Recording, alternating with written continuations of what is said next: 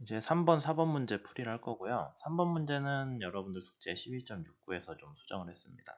원래 12.69에서는 줄을 하나를 써가지고 A하고 B하고 같은 텐션이 걸리는 걸로 돼 있거든요. 근데 그렇게는 안 하고 두 개로 쪼개서 TA랑 TB라고 걸린다고 하고 문제를 풀게끔 했죠.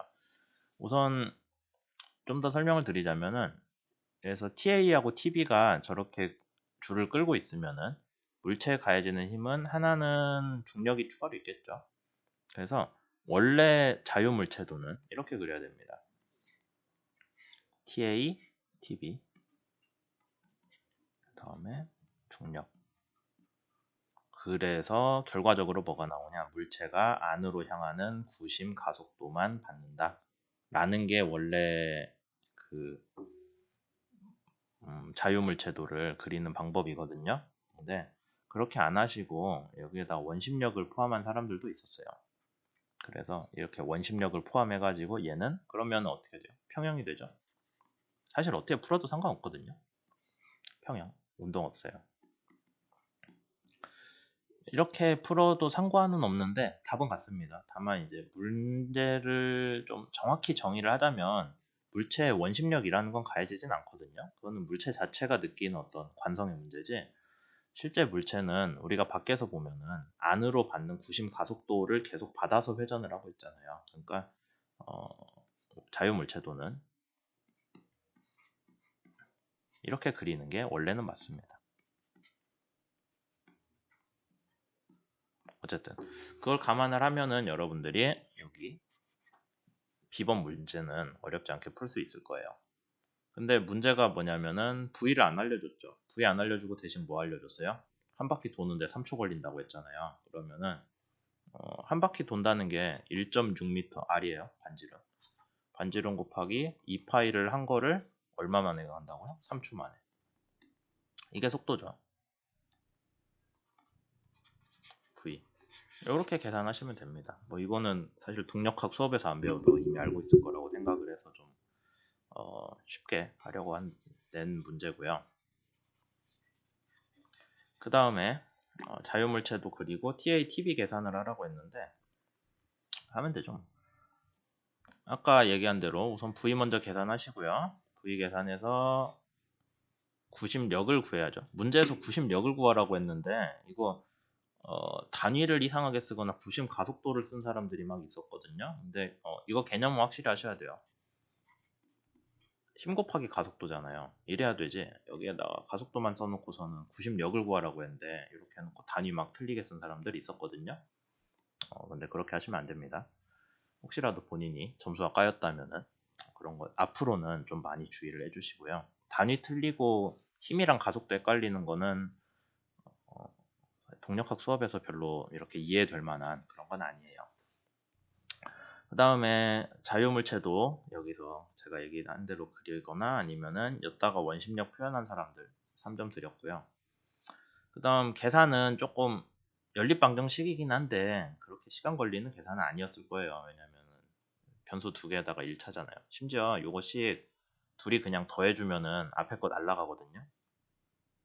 그렇게 풀면 돼요. 그 다음에 사람들마다 숫자가 조금씩 다르긴 하던데 뭐 어쨌든 대충 이 범위에 나와서 요식 만족하는 거 확인했으면은 점수 2점 드렸습니다. 그 다음에 3번, C번 회전 중심에 대한 가군동량. 가군동량 계산은 우리가 수업 때 얘기를 했잖아요. 우선 식만 써도 3점 드렸고요.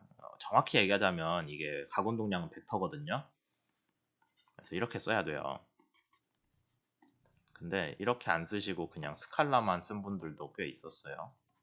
이런 식으로 원래대로 하면 틀렸다고 해야 되는데 그래도 식은 기억하는 것 같으니 점수는 드렸고요. 그렇게 했을 때 그럼 이제 여러분들이 궁금해하는 게, 아니 R0는 어떻게 구하나요? 아니면 MV는 어떻게 구하나요? 문제에서 알려주진 않았죠. R0 벡터나 MV 벡터를 알려주진 않았는데 여러분들이 그러면 좌표계를 알아서 정하시고 알아서 풀으시면 되죠. 문제에서 모든 걸 다 정해줄 필요 없잖아요. 이런 거는 여러분들이 정해가지고 스스로 정해서 가군동량 계산을 해주시면은 짠하고 값이 나옵니다. 그래서 숫자까지 하셨으면은 됐는데, 사실 회전 방향은 문제에서 제가 어느 쪽으로 돈다고 안 알려줬으니까 여러분들이 가군돈량에 플러스를 붙일지 마이너스를 붙일지 그거는 여러분들 좌표가 어떻게 정했냐에 대한 문제거든요. 그러니까 굳이 부호까지 평가 대상에 넣진 않았고요. 값만 확인을 했습니다.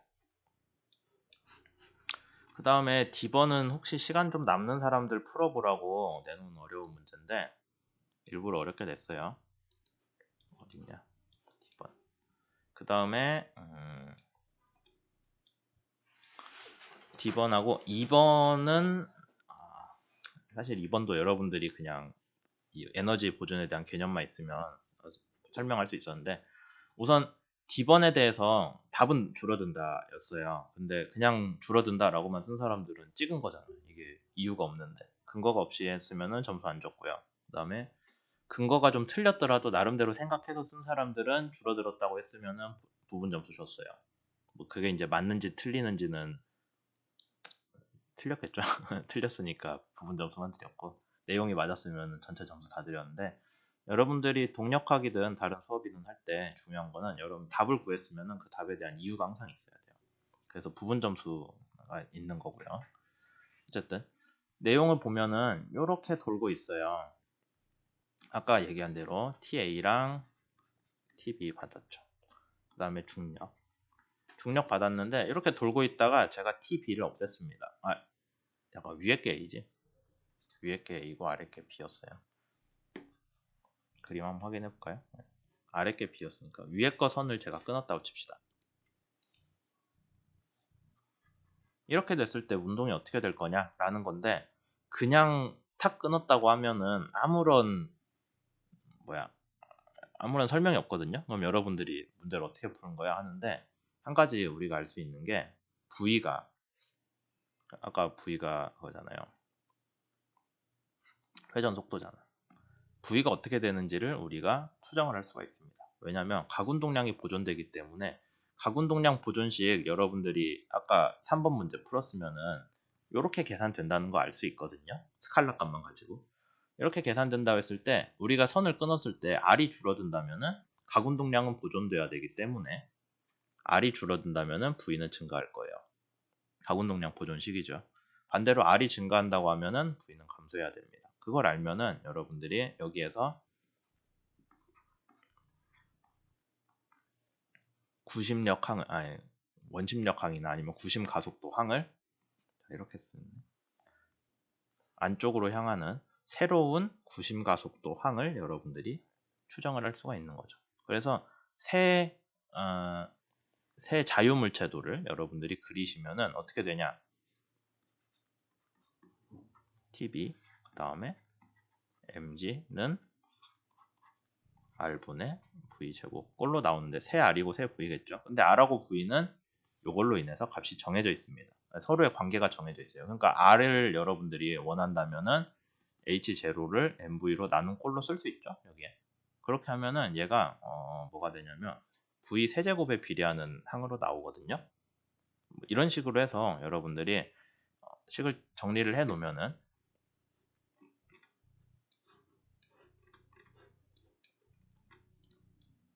자유물체도 그리고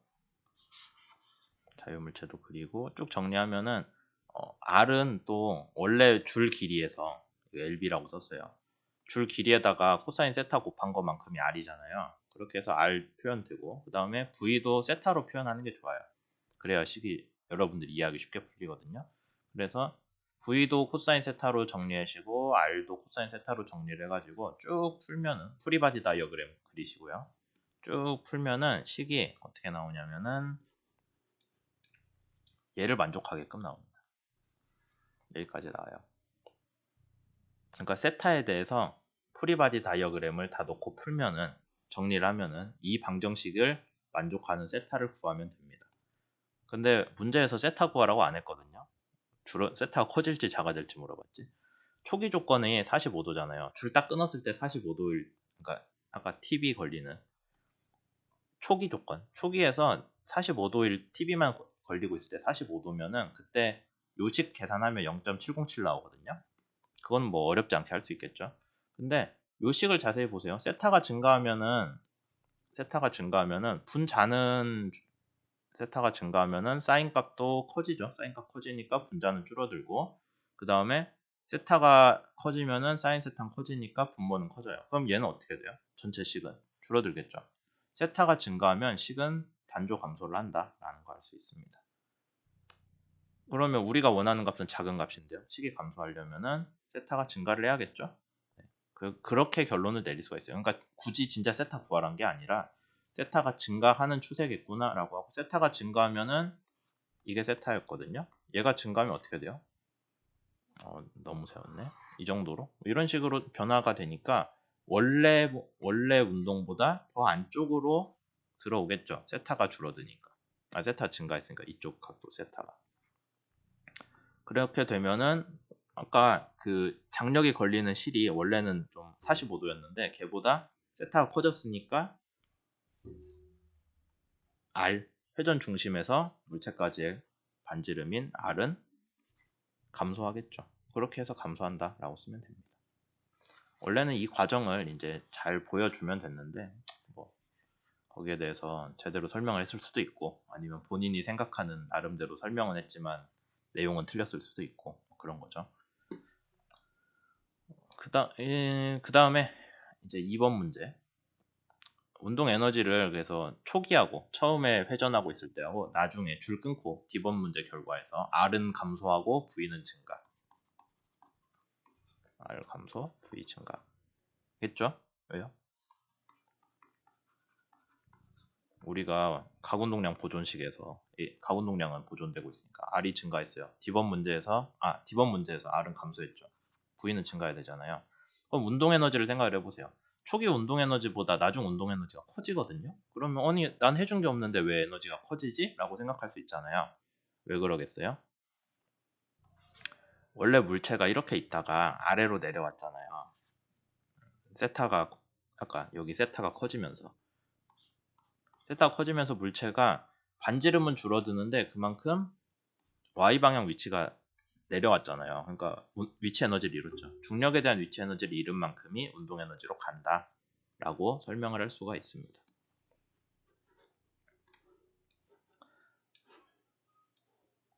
그리고 이제 마지막 4번 문제인데, 4번 문제는 여러분들한테 그 문제 예시라고 올려드린 것들 중에 2번하고 3번 좀 조합해서 새로 낸 문제거든요. 근데 문제 자체는 어떤 식의 내용이냐면은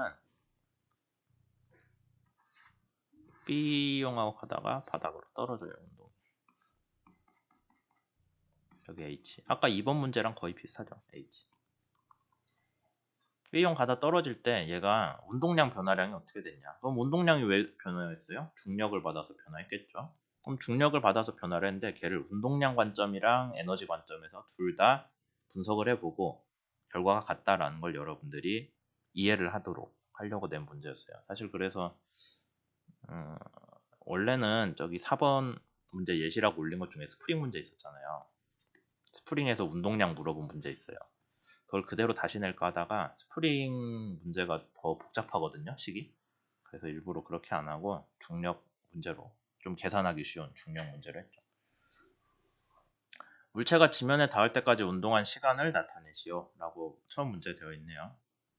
어떻게 하면 돼요? 지면에 닿는다고 하면 우선 운동 방정식 세워야죠. 아까 2번 문제에서 세웠던 식이랑 똑같죠. 초기 속도랑 그 다음에 초기 위치 있고, 초기 속도, 초기 위치, 중력으로 인한 항. 그렇게 했을 때 얘가 y 방향 위치가 나오고, 근데 우리는 바닥에 닿을 때니까 y는 0. 그러면 2차 방정식에 해구하는 거잖아요. 뭐 이게 어려운 건 아니겠죠. 그렇게 했을 때 다만 2차 방정식의 해가 이렇게 나옵니다.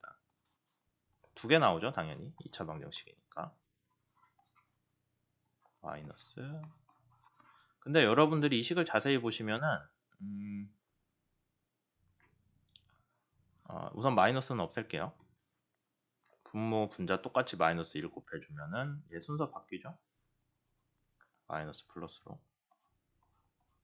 둘 중에 어떤 거를 t라고 쓸까 고민을 해보셔야 돼요. 근데 보세요. 여기에다가 마이너스를 택하시면 앞에 것보다 뒤에 게 더 값이 크거든요. 왜냐하면 v0 제곱에다가 얼마를 더했잖아요. 더하고 루트 씌웠잖아. 그러니까 얘가 뒤에 있는 애가 앞에 있는 애보다 항상 커요.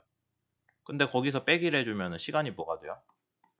시간도 음수가 나올 거 아니에요. 그러니까 운동을 시작하기 전에 시간이 됩니다. 근데 그건 말이 안 되잖아요. 그래서 우리가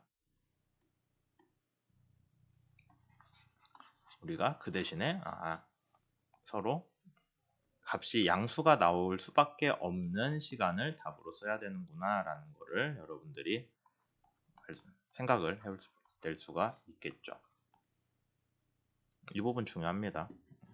시간이 마이너스가 나올 수는 없잖아요. 그래서 마이너스가 나오는 해는 빼고 생각을 하시는 거죠. 그렇게 시간 2차 방정식 계산만 하시면 되고, 그 다음에 초기 에너지 보존식에 대해서 알았는데 그냥 계산하면 되죠. 처음 위치 에너지, 처음 운동 에너지, 나중 운동 에너지는 나중에 위치 에너지가 0이겠죠. 바닥에 있으니까.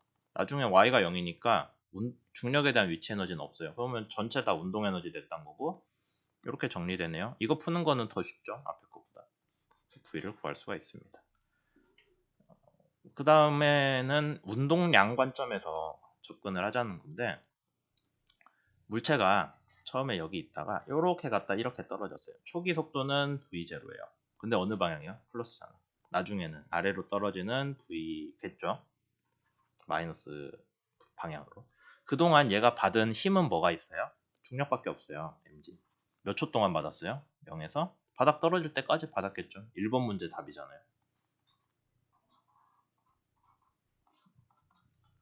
그러면 mg는 t랑 상관있어요? 상관없으니까 그냥 우리가 mg를 mgt라고 쓰면 되겠네요. 네. 그래서 그거 계산해 주시면은 얼마라고 나옵니다. 그럼 중력이 해준 중력이 해준 충격량이 나오죠. 그 충격량 항을 자세히 보시면은 첫 번째 이해가 항은 뭐냐면은 애초에 위로 올라가던 애를 완전히 잡아 세워서 멈출 때까지. 그 다음에 나머지는 아래로 쭉 정지한 상태에서 아래로 쭉 떨어져 가고 바닥에 충돌할 때까지 가속된 운동량으로 두 가지 항을 쪼개서 생각을 할 수가 있는 거예요. 얘는 정지할 때까지, 위로 쭉 올라가다가 정지할 때까지, 그 다음에 정지한 상태에서 아래로 떨어지는, 딱 할 때. 거기에 대한 운동량 항이 됩니다. 그게 이제 운동량 보존식으로 계산을 해낸 거죠. 그렇게 했을 때 이제 요만큼의 운동량이 변했기 때문에 최종 운동량은 얼마다 라고 나올 수 있고, 거기에서 속도 구할 수 있죠. 이게 최종 운동량일 거 아니에요. 그래서 최종 속도는 얼마다 라고 나오는데, 그게 운동 에너지 기준으로 푼 거랑 결과가 같구나 라고까지 확인을 해주시면 됩니다. 이런 식으로 지금 여기에서 보면 속도를 구하는 건데, 운동량 가지고 구하는 건 상당히 복잡하죠. 결과는 같아요. 근데 에너지를 가지고 구하는 게 훨씬 편하고 쉽기 때문에 에너지를 가지고 푸는 게 일반적이죠. 여러분들이 어떤 문제를 봤을 때 얘는 에너지로 풀어야 돼, 얘는 운동량으로 풀어야 돼 하고 정할 수가 있는 거예요. 그래서 결과는 같습니다. 근데 과정이 좀 어려울 수도 있는 거죠. 마지막 문제는 제가 여러분들한테 좀 설명을 했던 건데, 수업 중에 지구상에서 어떤 물체가 쭉 갔다 쭉 떨어졌어요. 그러면 요 시간만큼 아까 중력이 운동량을 줬다고 했죠. 충격량을. 그건 맞아요. 얘가 그러면 속도가 변했어요. 지구도 속도가 변해야 되잖아요. 그래서 그 예시 문제에서는 어떤 얘기가 있었냐면은 얘가 떨어질 때, 낙하를 할 때 서로의 충격량이 같다. 반대 방향이지만 충격량이 같다. 그럼 왜 지구는 안 움직이냐? 라는 얘기를 했었는데, 사실 거기에 대한 답은 뭐냐면요. 여러분들이 얘를 여기까지 끌어올리는 동안에 중력에 거슬러서 뭔가를 해줬잖아요. 그러다 보니까 어차피 띄웠다가 떨어지면은 떨어질 때 충격량도 있는데, 여러분들이 중력에 거슬러서 끌고 올라가는 동안 했던 그런 충격량도 있는 거죠. 그런 식으로 생각을 해서 사실 뭐 지구 중량이 질량이 우리가 떨어뜨리는 물체보다 훨씬 커서 무시한다, 그런 얘기 하면 안 돼요. 그건 이미 그 예시 문제에서 그렇게 하지 말라고 얘기를 해놨잖아요. 예시 문제 읽어봤으면 그런 식의 접근은 하지 않았을 걸로 생각을 하고 채점을 했죠. 어쨌든 충돌 전까지 지구가 받은 충격량을 먼저 계산을 하라고 돼 있어요. 문제. 그거는 당연히 물체가 받은 중력 반작용의 시간적분이겠죠. 그래서 방향만 부호만 거꾸로 해놓고 요만큼이 물체가 아까 여기에서 B형하고 가서 딱 충돌하기 전까지, 속도가 0 되기 전까지 속도가 v일 때까지의 충격량은, 물체가 받은 충격량은 지구가 받은 충격량의 반절이겠죠. 그러니까 중력이 이 물체를 끌어당기는 만큼 지구도 끌어당겨지는 거예요. 그런 충격량이고, 그 다음에 물체가 딱 정지할 때는 어떻게 될까요? 속도 v에서 갑자기 0으로 정지하잖아요. 그러니까 지구도 그만큼의 충격량을 반대로 받겠죠. 이렇게 나옵니다. 계산해보면 물체의 운동량 변화량이 지구가 준 운동량 변화, 충격량이랑 같으니까 그 부호 반대로만 하면은 이만큼 크기가 나요. 그러면 이제 여러분들이 보면 얘는 충돌할 때 크기고, 그 다음에 얘는 이 물체 충돌 전에 충격량이잖아요. 그럼 하나 비는 항이 있죠. MV0. 얘는 어디로 갔니? 라는 게 생각이 날 거예요. 사실 MV0는 언제 나왔냐면, 여러분들이 얘를 물체 초기 속도거든요. V0. 초기 속도를 만들어 주려면 MV0, 그 물체를 초기 속도 V0를 만들어 주려면은 여러분들이 어떻게 해야 돼요? 지구에 대해서 버티고 얘를 가속을 해줘야 될 거 아니에요. 어떤 이유로든. 그러니까 사실 MV0라는 항은 이미 초기 조건에 들어가 있는 항입니다.